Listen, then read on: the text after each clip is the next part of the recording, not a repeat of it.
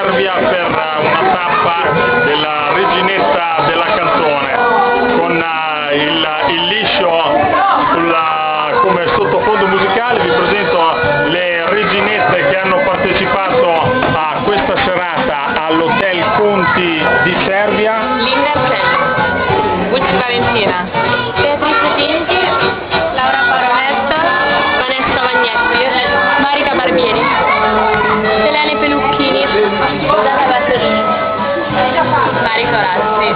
Ecco, ci siamo. Questo signore è il proprietario dell'Hotel Conti, si chiama Gianluca, eccolo.